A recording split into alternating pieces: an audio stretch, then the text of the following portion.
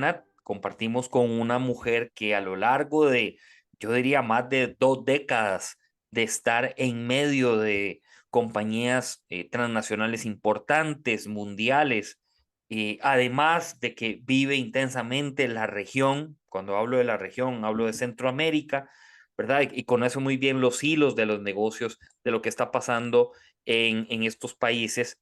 Pues es una mujer que hoy, como consultora de negocios para la empresa BMA, que lidera nuestro gran amigo Rodolfo Artiles, a quien le envío un gran saludo. Cuando le conocí, la verdad que me abrió las puertas de su vida profesional y luego su vida personal, y le estimo mucho. Y hoy es consultora de negocios en esta empresa, y está con nosotros Matilde Willock, que me da mucho gusto de saludarte, Matilde, y bienvenida a Pulso Empresarial. Muchas gracias, Nielsen. Al contrario, gracias por invitarme y por darme este espacio. Yo creo que en el mundo corporativo hoy hay un tema que se está volviendo muy candente a la hora de definirlo, y se llama la estrategia del negocio. Digo hoy porque quizá, Matilde, en el 2020 la estrategia pasó a ser táctica. Había que resolver más a corto plazo, esto debido al COVID, ¿verdad? Y a la pandemia. Hoy tenemos otras pandemias, ¿verdad? Por ahí ya lo han titulado la guerra Rusia y Ucrania, por ahí lo han titulado la guerra, el tema de los contenedores que hubo, ¿verdad? La crisis de contenedores. Hoy en Costa Rica es el tipo de cambio, ¿verdad? Que está tendiendo a la baja en el tema del dólar. Países como Argentina, ni qué decir de pandemias. Y nuestra región, creo, Guatemala, por ejemplo, ¿verdad? Podemos mencionar que tienen viven sus propias pandemias. Y al margen de esto, la palabra estrategia, ¿cómo es vista desde tu área y desde tu análisis hoy? Sí, la palabra estrategia para mí es tomar decisiones. O sea, es decidir qué quiero hacer, pero más importante es decidir qué no quiero hacer. Y ahí es donde creo que muchas de las compañías actualmente fallan, porque a la hora de hacer una estrategia la hacen tan amplia, quieren de alguna forma hacerlo todo, que no toman esas decisiones, ¿verdad? De decir, estas son las cosas a las que no quiero hacer. Y claro, ahí se podrá pensar que estamos perdiendo oportunidades, pero lo que tenemos que tomar en cuenta es que tratar de hacerlo todo nos desenfoca y entonces lo hacemos todo a medias, todo, ¿cómo se llama? Sin la excelencia que necesitamos versus tener una estrategia clara donde me dice, me voy a enfocar en estas dos, tres cosas y esas me aseguro de hacerlas con el nivel de excelencia que quiero y me va a dar los resultados. Entonces yo creo que todo el mundo habla de estrategia, Nielsen. Creo que todas las empresas, si tú preguntas, pues todas hablan de estrategia, todas dicen tener una estrategia, pero la realidad es esa, que son estrategias tal vez no muy bien pensadas o no lo suficientemente acotadas para convertirse en la guía que necesitamos y que nos diga en qué cosa nos vamos a enfocar. Matilde, y hay otra situación, particularmente cuando uno menciona la palabra estrategia, hay algunos que levantan la mano y dicen, no, pero eso es para Coca-Cola, para McDonald's, para, voy a mencionar Walmart, ¿verdad? O sea, Procter and Gamble, no sé, compañías que estuviste, ¿verdad? Estas dos últimas tal vez que conoces. Y yo siempre les digo, miren, busquen en el diccionario estrategia y eso aplica para todos. No es que sea en el diccionario de ellos, ¿verdad? Ahora, ¿cómo introducirle la temática a las pymes, por ejemplo, que de pronto el agricultor, ¿verdad? Que tiene su equipo de trabajo, que son 10 personas, 5 personas, 3 personas, uno llega y le diga, mire, don Juan, ¿cuál es la estrategia del negocio? O sea, hacia dónde vas con esto, y que no lo vean así tan brusco. Sí, mira, yo creo Obviamente un trabajo de estrategia puede ser muy complicado, muy robusto, como tú dices, o sea, las compañías grandes pues le dedican muchas horas e incluso contratan muchos consultores para definir esa estrategia, pero la verdad que la estrategia tiene que responder dos preguntas básicas. Uno es, ¿a dónde voy a jugar?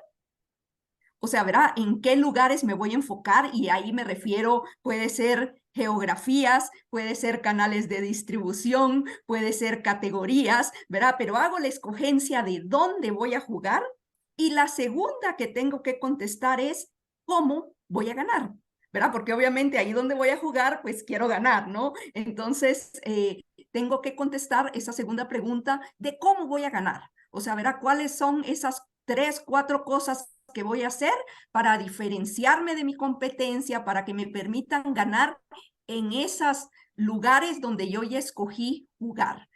Ya luego viene un tema de simple y sencillamente ver si los recursos que tengo me van a permitir, o sea, hacer lo que estoy diciendo que quiero hacer para ganar. ¿Verdad? Ya es como una validación de recursos, ya sea qué recursos necesito o si tengo los recursos ya disponibles para hacerlo.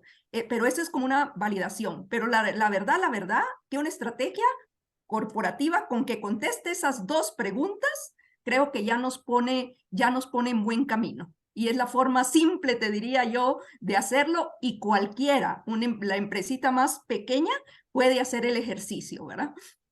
Ahora, Matilde, en estas dos preguntas hay un verbo en acción que es el voy. O sea, y lo dijiste al inicio, hay que tomar decisión, pero a veces frenamos ahí y en esa toma de decisión. ¿Cómo debo yo de hacerme acompañar para tomar esa decisión y el ir, ¿verdad? Y ese voy que sea eh, con fuerza, no a veces, bueno, uno puede tener cierto temor, pero tal vez con esa energía y llevarlo a cabo. Mira, yo creo que lo primero es estar consciente, ¿verdad? O sea, de que no lo podemos hacer todo. Y por eso la validación de recursos también sirve muchas veces para esto, porque a lo mejor yo escogí tres estrategias de cómo voy a ganar, pero me doy cuenta que no tengo los recursos para hacer eso. Entonces, esa validación de recursos que te mencionaba nos sirve un poquito para decir, no, la verdad que no estoy para hacer esto, ahorita no voy a hacer tres, la verdad que me da solo para hacer dos y la otra, pues la puedo tratar de hacer más adelante. Esa es una, y te diría que internamente es tal vez la más viable. La otra es, ahí es donde entra, hay muchísima gente, muchísimos consultores que hablan de estrategia. La verdad que hay unos mejores que otros, en honor a la verdad, pero el tener esa parte externa también ayuda. ¿Por qué? Porque cuando uno está, es su negocio, y principalmente cuando estamos hablando de empresas familiares, donde es mi negocio, donde, ¿cómo se llama? Hay mucha emocionalidad, dijéramos, involucrada, ¿verdad? O sea, ¿por qué? Porque esto es lo que yo he hecho, es lo que he trabajado por los últimos 30 años, es el legado que le quiero dejar a mis hijos. Entonces, la verdad que muchas veces es difícil verlo objetivamente, ¿verdad? Porque estoy demasiado involucrado emocionalmente. Entonces ahí es donde a veces una voz externa pues sí nos sirve para ayudarnos a ver cosas que si estamos adentro no necesariamente vemos, ¿verdad? Entonces creo que ese también es otro camino que podemos utilizar. De tu experiencia, Matilde, cuando se toman los momentos en el grupo para hacer estrategia, ¿qué es lo que más te gustaba hacer? ¿Qué es lo que más me ha gustado hacer? Mira, para mí el trabajo de consultoría ha sido súper enriquecedor, porque cuando uno está en compañías, yo estuve, como tú mencionaste, estuve 16 años en Procter Gamble, estuve 9 años en Walmart, ¿verdad? Cuando uno está en esas compañías, pues uno es una pequeña parte de una gran empresa y obviamente lo que ves es lo que tu empresa está haciendo y está dando, pero cuando estás en la consultoría, te das cuenta de todos los retos, dijéramos, diferentes, los diferentes retos, las diferentes ideas.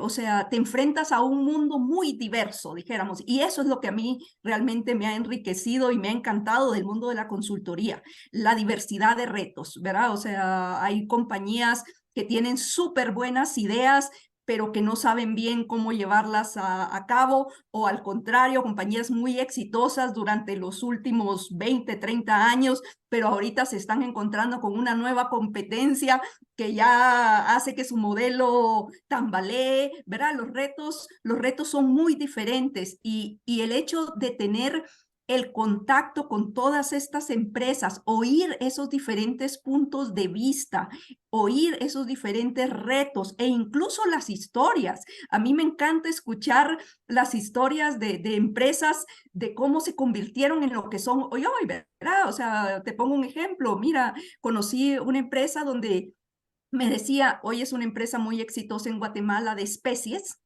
y me decía que empezó en el mundo de las especies porque mandó a comprar unos frasquitos de tamaño equivocado para otro negocio y se encontró con estos frasquitos y no hallaba qué hacer con los frasquitos y eran muchos. Entonces dijo, pues este frasquito para lo que es correcto es para especies, y se metió al mundo de las especies y hoy su negocio exitoso es de las especies. Esa es una anécdota invaluable, ¿verdad? Dice uno, mira cómo la verdad que a veces los problemas, si los atacamos correctamente, pues se pueden volver en oportunidades, ¿verdad? Él tenía un problemón de un inventario ahí donde había metido mucho dinero, no hallaba qué hacer y lo convirtió en una mega oportunidad. Entonces, oír también esas historias de éxito enriquece muchísimo.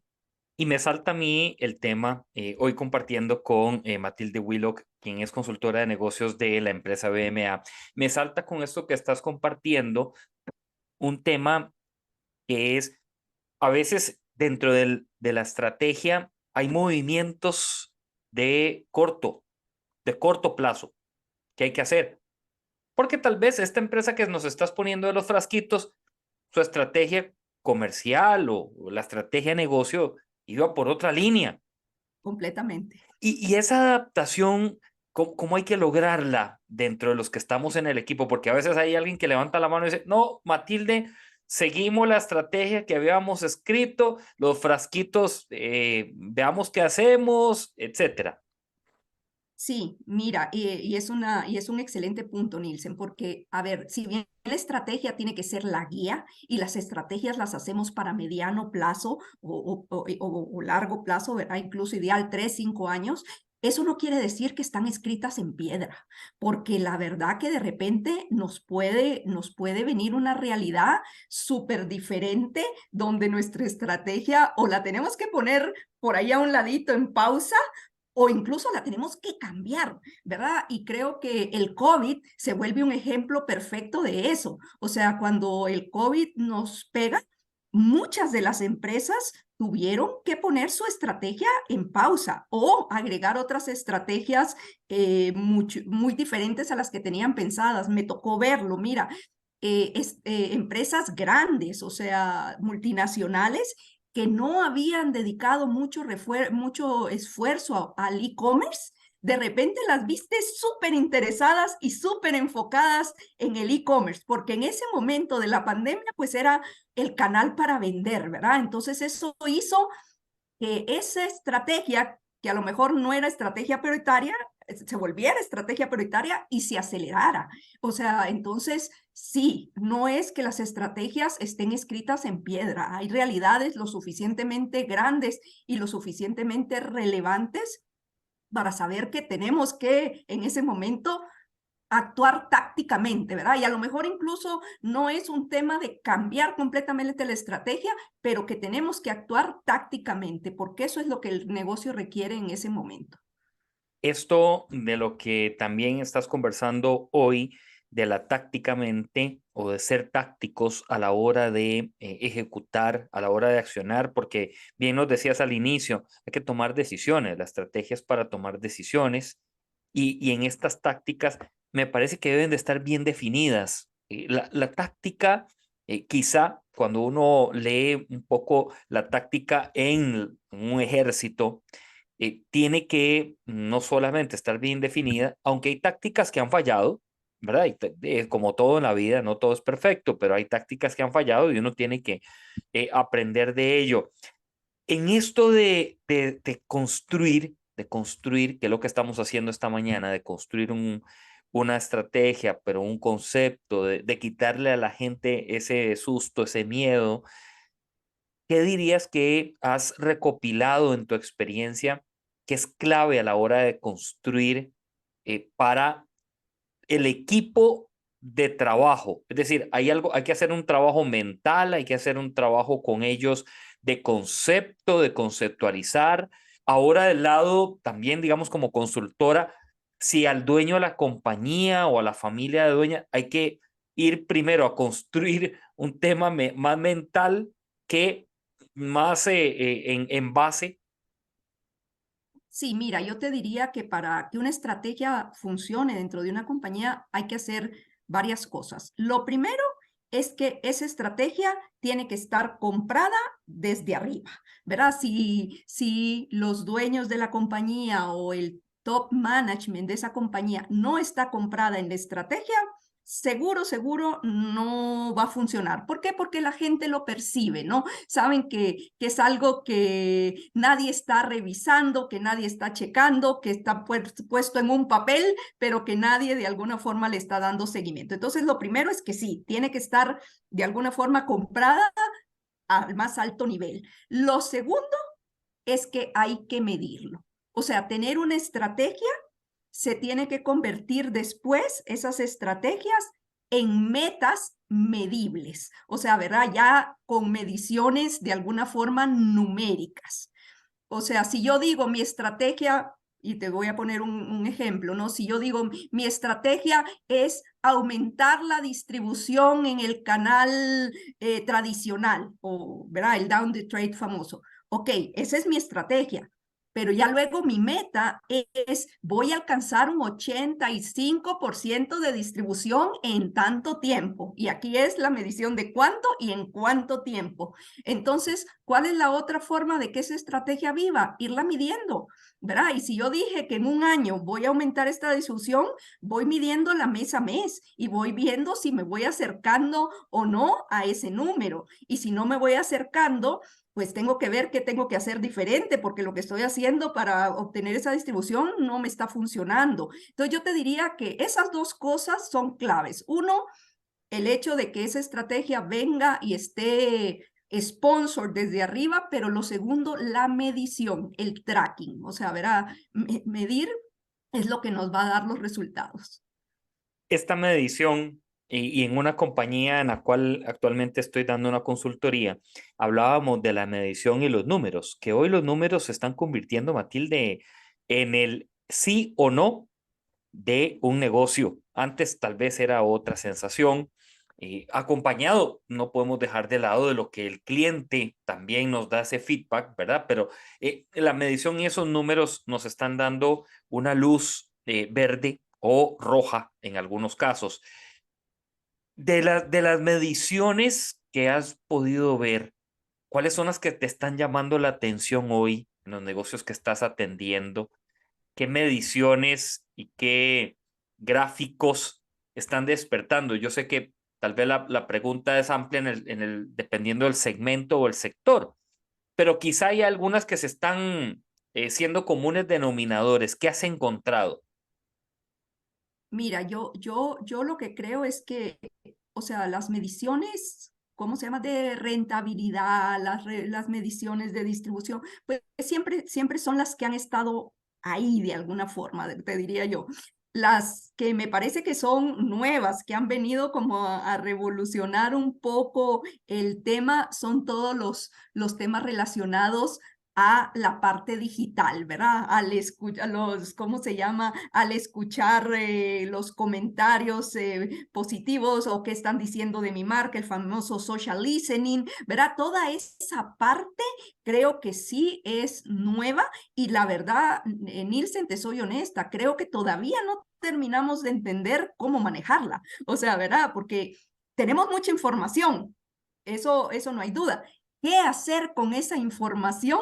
Para mí a veces es lo que se queda por ahí todavía en el tintero, ¿verdad? Porque, ok, sé que están diciendo esto, sé que hay comentarios de cierta forma, pero ¿cómo accionar? ¿Cómo hacer un cambio más que táctico de fondo, dijéramos? Esa parte creo que todavía está, está pues todavía trabajándose, dijéramos, todavía por verse. Ahora, el otro tema para mí que es importante con términos de las mediciones es que muchas de estas mediciones son en las compañías, se hacen mediciones internas, las cosas buenas para la compañía. Ah, quiero bajar costos en tanto por ciento, ¿verdad? Y ahorita el tema de costos con todos los temas de inflación, con todos los temas de los costos de transporte, que ya se regularon, pero ahora viene la subida del petróleo que justo esta semana se está anunciando que va para arriba, ¿verdad? Entonces, el tema de reducción de costos se ha puesto muy, muy de auge,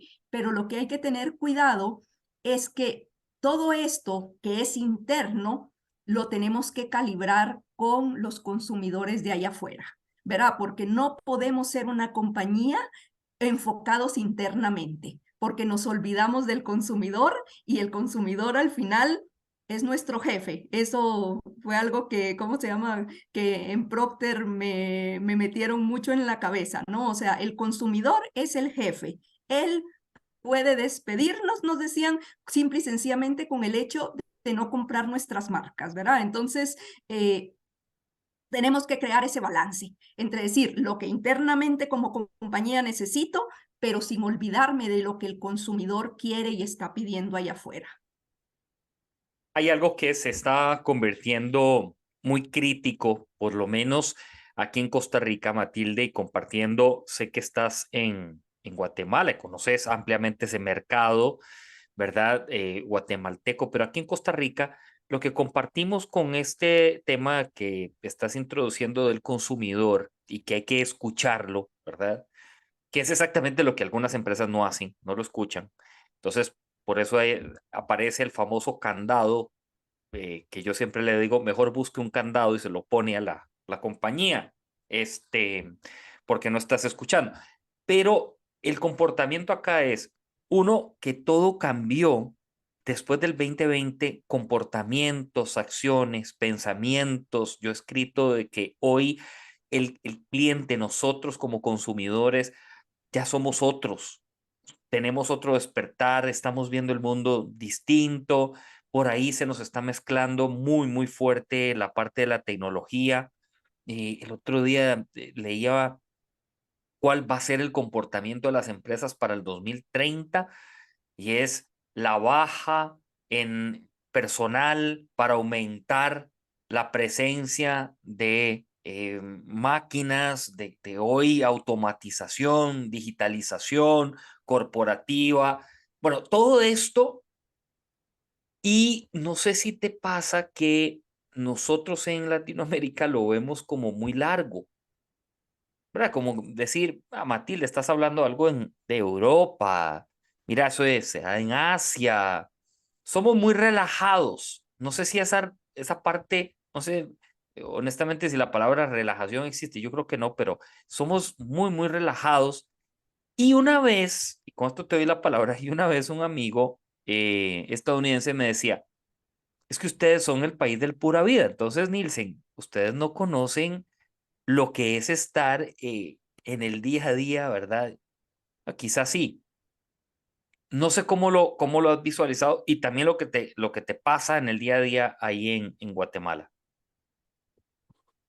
Sí, mira, yo creo que definitivamente el mundo cambió. O sea, hoy el mundo no es el mismo que era en el 2020 antes de empezar la pandemia, ¿verdad? O sea, ya regresamos supuestamente a la normalidad porque decimos, bueno, ya damos por terminado el COVID, lo que es cierto, pero no volvimos a ser los de antes. O sea, ¿verdad? Y hablábamos un poco eso con compañías que te decía se habían metido al e-commerce y yo les decía, miren, el salto que dio el e-commerce, si bien perdió auge, ¿verdad? Porque la gente regresó a las tiendas, no va a volver a los niveles que estaba antes. ¿Y por qué no va a volver a los niveles que estaba antes? Porque mucha gente no usaba el e-commerce porque le daba miedo, porque no estaba seguro cómo hacerlo y cómo iba a funcionar. Pero si ya aprendí cómo hacerlo, ya vi que es seguro, ya, ¿cómo se llama? Ya vi que los obstáculos que estaban en mi cabeza ya los superé, ¿por qué no lo voy a seguir usando? ¿Verdad? Ya no hay regreso. Lo mismo fue con los comportamientos, el uso de la tecnología, incluso la forma que socializamos, Nils, es diferente, ¿verdad? O sea, ya, ¿cómo se llama? Yo todavía voy a lugares y dudo cómo tengo que saludar, si ya tengo que saludar solo siempre, hola, ¿qué tal? O si ya me puedo acercar a saludarte con un beso en la mejilla, ¿verdad? Ya hasta eso. Entonces creo que efectivamente este mundo cambió y va a seguir cambiando. Mira, para mí el principal cambio que se nos viene es la inteligencia artificial. O sea, la inteligencia artificial ya está aquí. O sea, verá, ChatGPT, ya Google también está haciendo las pruebas con el suyo, con BERT. O sea, ya viene, ya está aquí. ¿Y cómo nos vamos a tener que adaptar a la inteligencia artificial? Es un reto grandísimo. Y yo creo que, como tú bien dices, en Latinoamérica lo vemos lejos, pero creo que este cambio se nos viene más rápido de lo que nosotros podemos pensar, ¿verdad? Porque la tecnología ya está disponible y la gente joven, principalmente, que son siempre los que más rápido adoptan, dijéramos, todos estos procesos, ya lo están adoptando. Yo hablaba con un profesor de universidad y me decía, mira, ¿cómo se llama? El reto más grande que yo voy a tener es cómo ahora voy a revisar para ver si ¿cómo se llama? Trabajos que les dejo a los chicos, los hacen ellos o lo están haciendo en ChatGPT. Entonces Ajá. yo le decía, mira, no sé si eso tiene que ser la preocupación porque al final el mundo va hacia ahí. Es como cuando en nuestra época, bueno, por lo menos en la mía, no voy a asumir tu edad, pero en mi época no buscábamos en Google, No, no, no teníamos que buscar existía. en una enciclopedia, ¿verdad? O sea, porque Google no existía. Después la gente pudo buscar en Google y nos tuvimos que adaptar a eso. Ahora nos vamos a tener que adaptar en términos de educación al uso de la inteligencia artificial y cómo más bien la usamos a nuestro beneficio, ¿verdad? Cómo la usamos para seguir mejorando, pero el cambio viene y desde mi punto de vista viene rápido y desafortunadamente, Nielsen, no nos estamos preparando. O sea, no nos estamos preparando y, y eso nos puede poner en un problemita en algún momento, ¿no? Ahora, también la gente que sí se está preparando, la gente que sí está metiéndose a esos temas, pues va a tener oportunidades gigantescas, ¿verdad? Y de eso se trata siempre que hay cambios. Siempre va a haber gente que de esos cambios sale favorecida, ¿verdad? Y sale con grandes oportunidades. Sí, Matilde Willow con nosotros. ¿Sabes qué me recuerda ahora de ese tiempo nuestro de estudio? Bueno, uno, el olor de las enciclopedias, ¿verdad? El papel, me encanta, por eso tal vez tengo todavía libros y compro libros. No he podido, Matilde, o sea, y soy honesto, no he podido leerme un libro digitalmente, no lo he logrado. Me he leído revistas, artículos, no lo mismo, ¿verdad? Pero no el Leo libro, bueno. periódicos digital, sí, leo, repaso siempre algunos periódicos en la mañana digitales, pero un libro como tal tengo que sentir ahí todavía el papel y me gusta ese olor y también, ahora que decías esto, y se lo he repetido a mi hija que está en la escuela, que no había mejor momento que tomar una enciclopedia, abrirla y empezar a buscar, porque te daba te daba un trabajo intenso de buscar, de búsqueda, de investigación.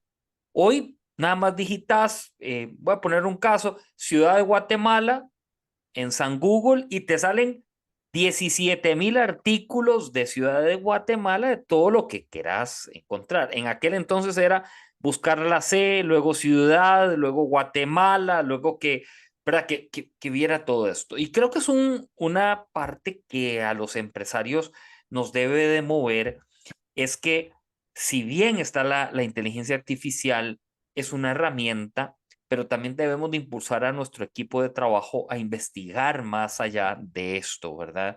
No lo que por lo menos está dentro de la pantalla sea la última palabra para tomar una decisión de acción. Voy a moverme hacia una pausa, ya voy a regresar contigo, Matilde Willock, consultora de negocios de BMA, para conversar después de la pausa de este transitar tuyo empresarial. Hoy, Claro.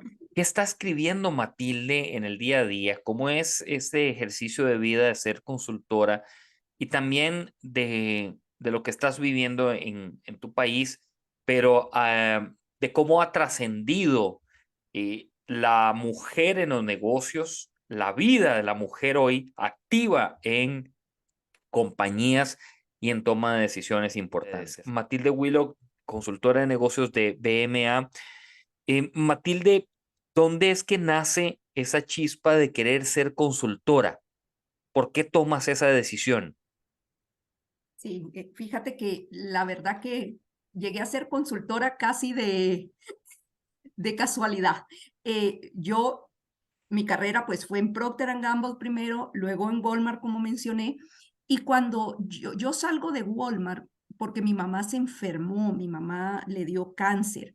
Yo viajaba mucho en mi época en Walmart, o sea, viajaba, te diría que 3 semanas del mes, o sea, estaba fuera, mucho a Costa Rica, de hecho, porque allá están los headquarters para Centroamérica, ¿no? Entonces me dejaban estar en Guatemala, pero eso significaba que tenía que viajar a Costa Rica mucho. Entonces, como 3 semanas del mes viajaba y yo dije, con mi mamá enferma, yo no puedo seguir con este ritmo. La verdad que no me sentí, ¿cómo se llama? No me sentía bien, ¿no? O sea, entonces yo decidí renunciar para dedicarme a atender a mi mamá.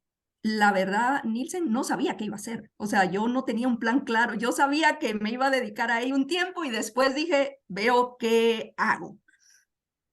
Para mi sorpresa, cuando yo salgo de Walmart, muchos proveedores me empiezan a buscar, a decirme, Matilde, ayúdanos a ver cómo manejamos el negocio de Walmart, ayúdanos porque verá, siempre el negocio de Walmart es un reto, para cualquier proveedor es un reto. Entonces, yo siempre dije, mira, yo no voy a negociar en tu nombre con Walmart, yo no creo que sea correcto que yo negocie en tu nombre, pero sí te puedo ayudar a ver cómo Walmart ve el negocio, ver las propuestas que les puedes hacer para que Walmart las vea atractivas, etcétera. Entonces, ahí entré en el mundo de la consultoría. Cuando esta gente me empezó a buscar y a decirme, ayúdanos, ¿verdad? Y fueron varios al mismo tiempo, casi yo saliendo. Entonces, por un tiempo, de hecho, les dije no, porque quería estar con mi mamá, pero como a los 2 meses de haber salido, 3 meses, dije, bueno, sí tengo tiempo de hacer algunos trabajos y empecé a trabajar en el mundo de la consultoría. Entré primero a eso, a temas de Walmart, y ya luego, pues, entré a temas más de mercadeo. Mi carrera en Procter Gamble fue en mercadeo. Yo llegué a ser directora de mercadeo para Centroamérica dentro de Procter. Entonces, ya se dedicaron a proyectos de marketing, a proyectos comerciales, ¿verdad? Y conocí a Rodolfo, que como tú dices, él es el presidente de BMA, que nos conocimos trabajando en Procter. Ahí trabajamos juntos varios años. Y cuando él se dio cuenta, pues que yo estaba también en este tema de la consultoría, ¿cómo se llama? Me pidió que nos asociáramos, ¿no? Que trabajáramos juntos y pues ahí entré al mundo de la consultoría ya formalmente, dijéramos, y ya son 6 años que llevo en el mundo de la consultoría y la verdad que ha sido fascinante. Ha sido un reto muy, muy bonito, muy rico, como te decía, con la experiencia de todas las empresas. No es fácil. El mundo de la consultoría, mucha gente cree que suena glamoroso, suena fácil, pero no es fácil. Hay que tocar muchas puertas, muchas puertas. Pero la verdad que gracias a Dios, hemos logrado ir saliendo adelante y nos va bien. Matilde, quiero que nos transportes por un momento a la situación hoy de negocio, de también empresarial de Guatemala.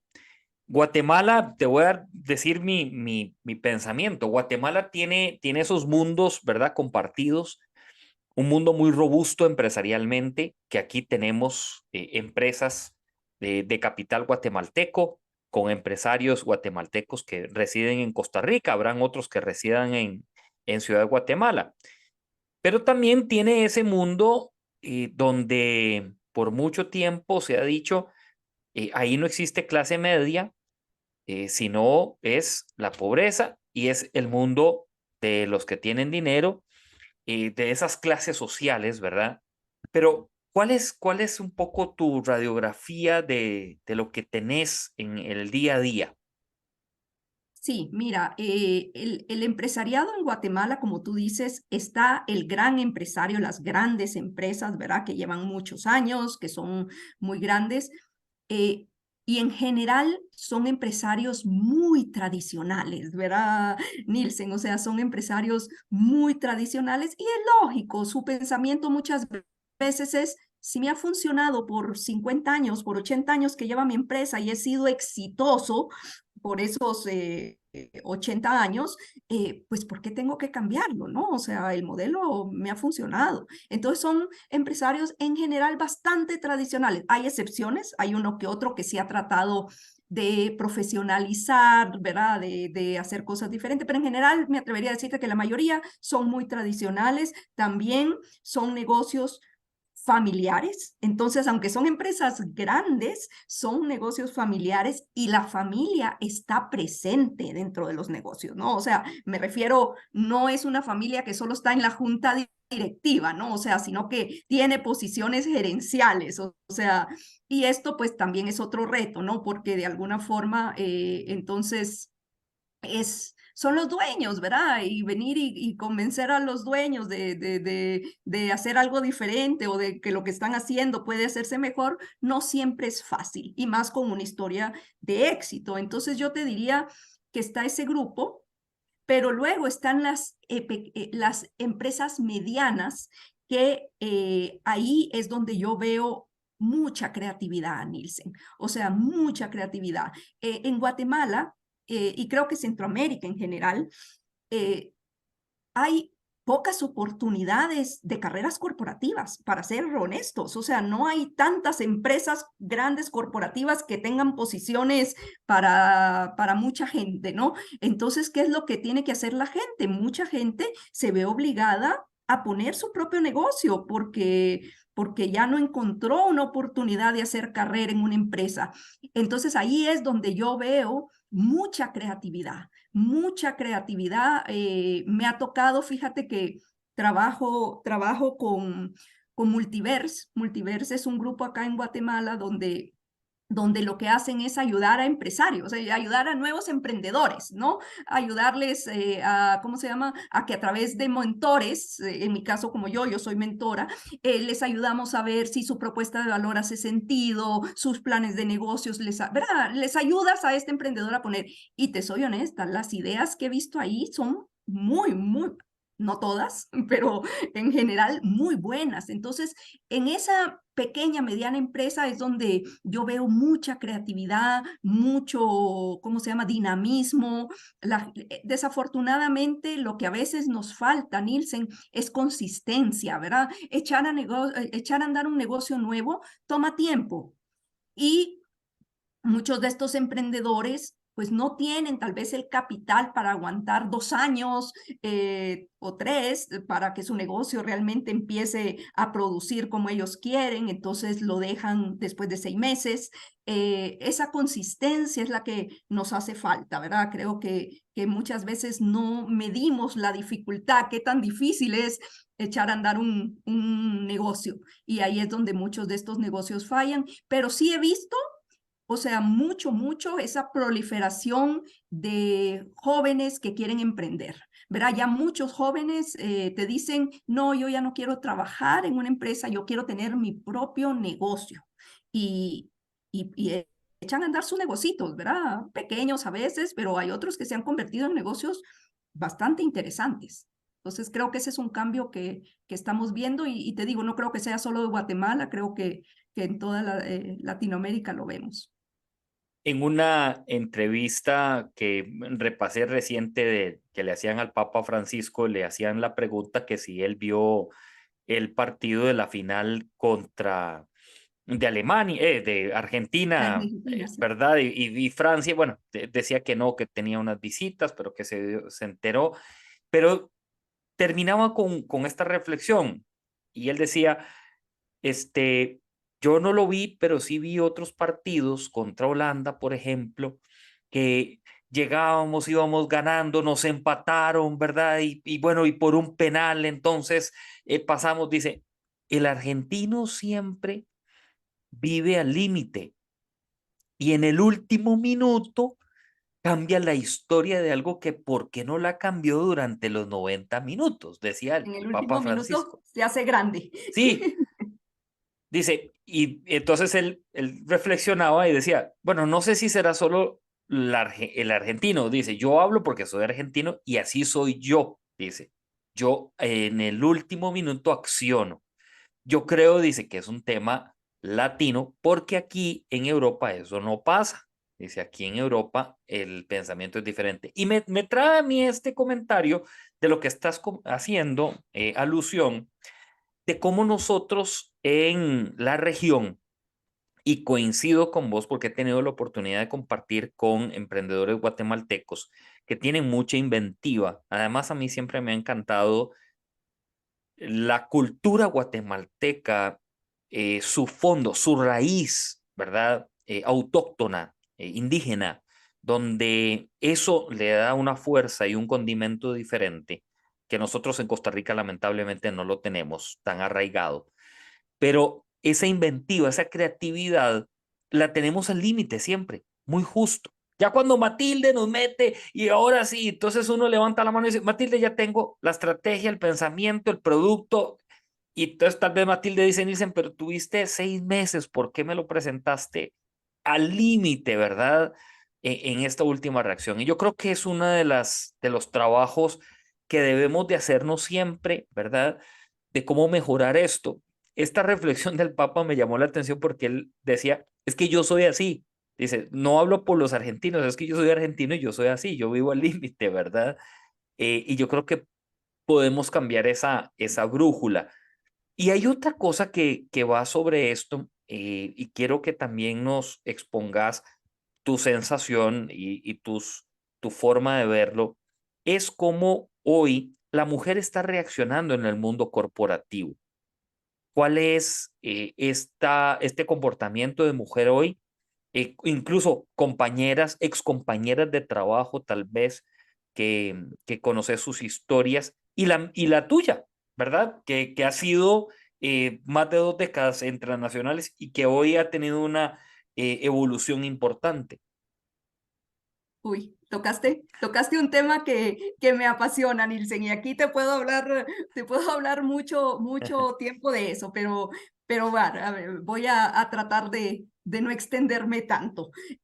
Mira, yo sí creo que todavía las mujeres, hoy, si bien hemos avanzado muchísimo, todavía se presentan muchísimos obstáculos y muchísimos retos dentro de los mundos corporativos. Y te pongo un ejemplo, Nilsen.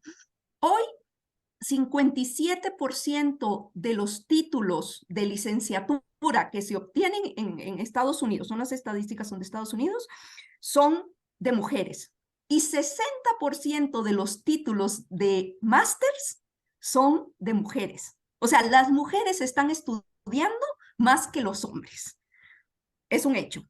Ahora, cuando te vas a ver un poco el mundo corporativo, de las Fortune 500, de las 500 compañías que forman el Fortune 500, solo 21 tienen CEO mujeres.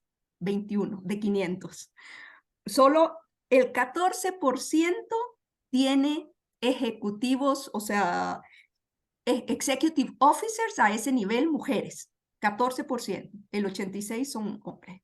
Y luego, solo el 17% de la gente que se siente en los boards de estas compañías son mujeres. Entonces, y no es falta de preparación, ya vimos que estamos estudiando, ¿verdad? Y estamos estudiando hasta más que los hombres. O sea, entonces el tema es ¿qué pasa en el camino? ¿Por qué las mujeres se quedan en el camino? Y yo te diría ahí que hay muchos factores, ¿no? Hay factores de, de visión de mundo. Mira, Simone de Beauvoir, la filósofa francesa, decía, el mundo está, es, el mundo como lo conocemos es trabajo de hombres. Entonces, los hombres confunden su realidad con la realidad absoluta, ¿verdad? Entonces, la verdad que como mujeres vivimos en ese mundo de hombres y hoy por hoy vemos que muchos de los temas cuando se refieren a hombres se toman como verdades universales, pero cuando se refieren a mujeres se toman como realidades atípicas, ¿verdad? Son como situaciones atípicas. Entonces, creo que eso de alguna forma presenta algunos obstáculos. Eso dentro del mundo externo. Y ¿cómo se llama? Y eso incluso pasa en empresas donde se habla de meritocracia, donde se hacen evaluaciones de desempeño formales, ¿verdad?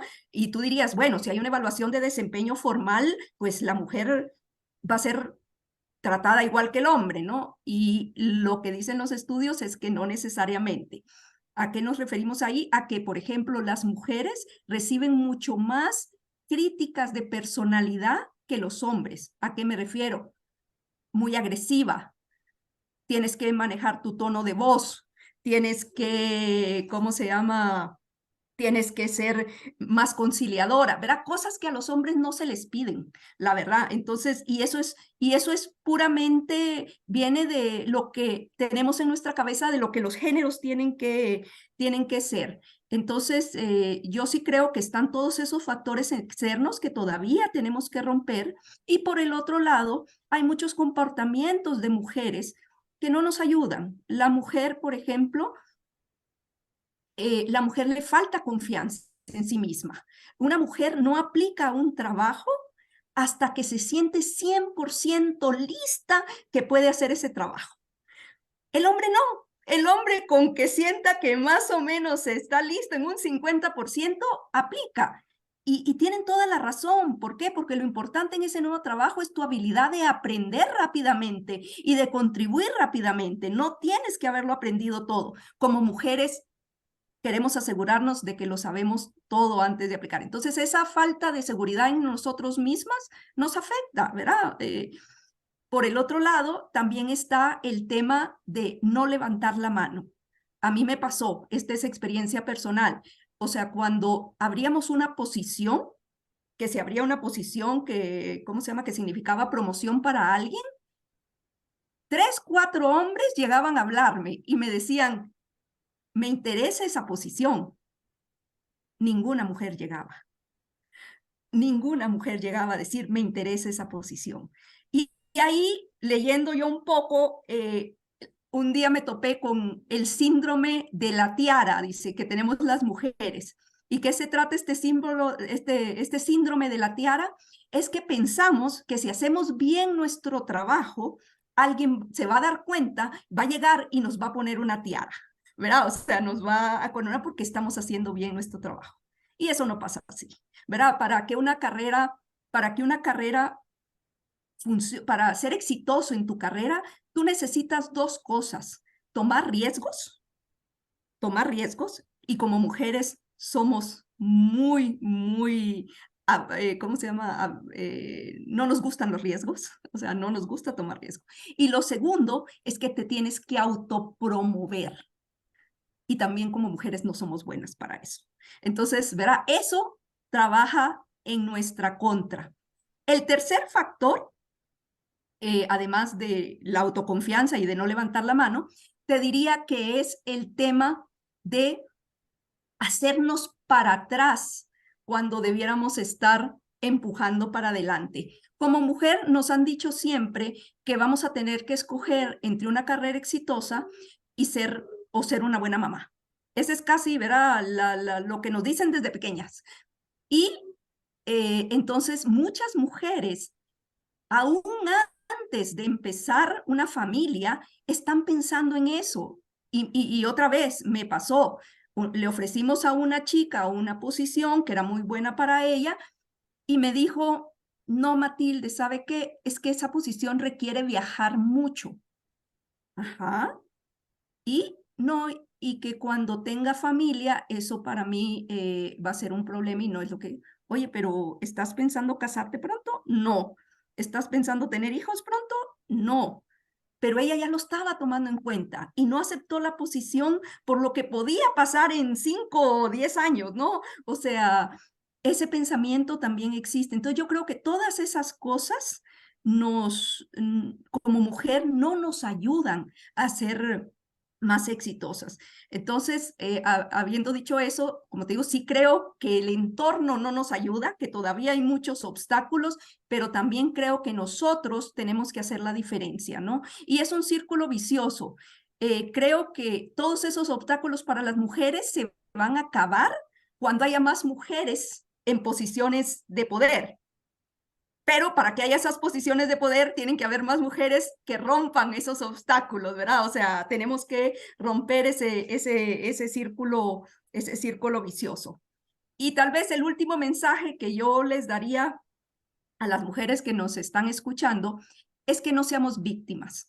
O sea, muchas mujeres, y lo he escuchado muchísimo, es que dicen, pues no, el entorno no me ayuda, hay discriminación de género, lo cual es cierto, y esa discriminación de género pues no me deja hacer lo que quiero. Cuando nos convertimos en víctimas, estamos tomando la posición de que todo lo que nos pasa es culpa del entorno, es culpa de alguien más, entonces no generamos ni trabajamos para generar el cambio que nos hace falta.